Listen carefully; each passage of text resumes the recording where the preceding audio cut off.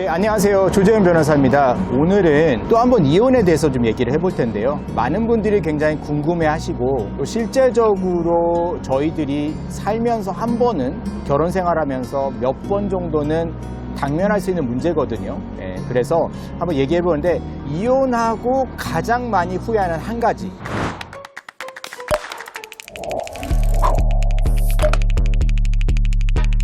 솔직히 말해서 한 가지뿐만 아니라 여러 가지가 있을 수 있지만 제가 남자분과 여자분의 어떤 경우에 대해서 정말 후회하는 게 뭘까에 대해서 한 가지에서 한번 얘기를 좀 해볼게요. 첫 번째로는요, 양쪽 다 후회하는 게 있어요.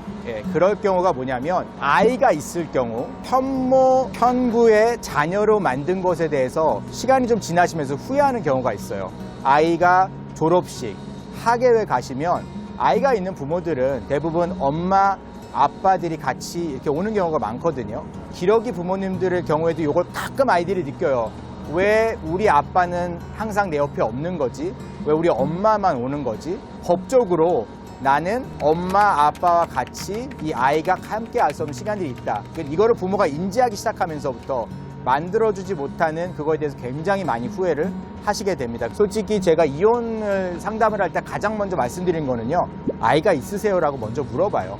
왜냐면 아이의 입장에서는 자기 인생이 끝난다라고 느낄 정도의 트라우마가 생긴다고들 해요. 남자분과 여자분들 후회하는 게 굉장히 달라요. 여자의 경우는 경제적인 거예요. 아직까지도 남녀 평등도 있고 여자와 남자와 일하는 거의 이제 50대 50이거든요. 변호사 같은 경우도요, 여자의 비율이 51%가 넘었어요, 이제는. 실제적으로 통계적으로 보면 남자와 여자를 비교했을 때 여자의 연봉이 현격하게 적습니다. 제가 저번 비디오에 한번 잠깐 설명드렸듯이 이혼을 하시고 나면은요, 제 경제 능력의 반으로 떨어진 게 아니라 거의 20에서 30으로 떨어집니다. 아이에게 들어가는 비용도 2배가 들어가게 돼요. 예전에는 2명이 1명을 했지만 지금은 양쪽에서 그거를 부담을 해야 되는 경우거든요. 여자분들의 경우는요, 또 하나가 뭐냐면 이거는 되게 의외이실 수 있는데 수치심이 있대요. 수치심이란 게 뭐냐면 혼자라는 거, 나를 보호해줄 수 있는 남자가 없다는 거. 직장에 있을 때도 남자들이 나를 되게 깔보는 것 같고, 어떤 모임에 갈 때도, 종교적인 어떤 모임에 가실 때도 굉장히 부끄럽고 혼자라는 것에 대해서 수치심을 느낀다. 그래서 이거를 극복하는 데 굉장히 오래 걸리시다 그러더라고요. 근데 제가 실제적으로 남편이 돌아가시고 혼자 계신 여자분들을 이제 유언이나 상속 때문에 상담을 할 때 이걸 또 많이 피력을 하세요. 이제는 혼자라는 게 상당히 부끄럽고 수치스럽다. 남자들의 경우에는 되게 재밌어요. 후회하는 게 뭐냐면 집안일이 너무 힘드시다는 거예요.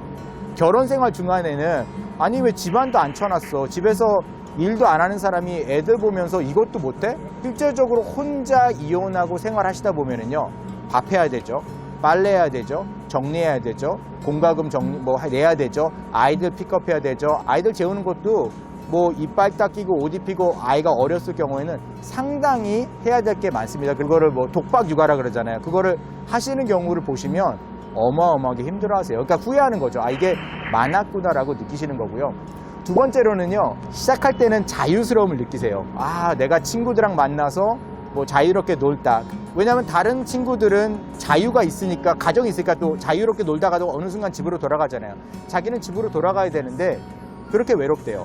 네, 세 번째는 성관계. 무슨 얘기냐면 한국이나 캐나다도 북미도 마찬가지지만 섹스리스 커플이 많거든요. 그러니까 결혼을 하신 단계에서는 잘 중년이 넘고 이러면은 귀찮아서 가족끼리는 그런 거 하면 안 돼 막 이러시거든요. 이혼을 하시고 나면은요, 그렇게 아쉽대요. 왜? 이제는 누굴 만날 기회, 그리고 이제 북미의 특성상 성매매라는 게 되게 불법이기 때문에 어려워요.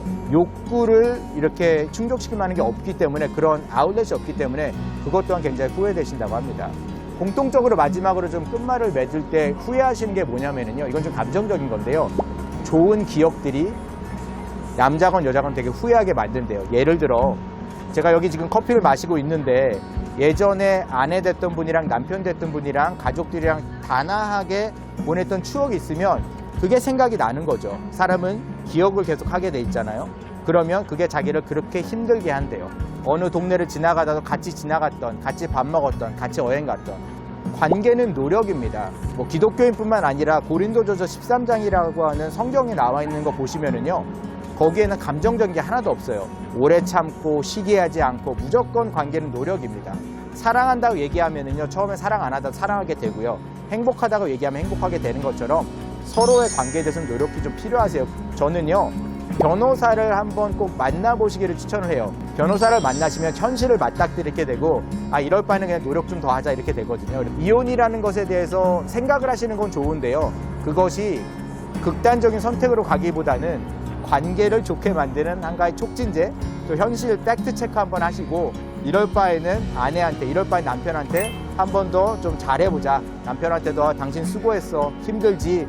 당신 최고야라고 하시는 말씀하시고, 남편 같은 경우도 좀 저희가 둔하지만 아내한테 일부러라도 사랑하고 스킨십 하시면서 관계가 좀 더 나아지지 않을까요? 이혼을 도와드리는 변호사 입장에서는 이혼을 안 하셨으면 좋겠는데 그렇게 하시면 좋을 것 같습니다. 여태까지요, 조재현 변호사였고요. 다음에도 또 좀 흥미롭고 도움이 되실 만한 내용 갖고 다시 찾아뵙도록 하겠습니다. 감사합니다.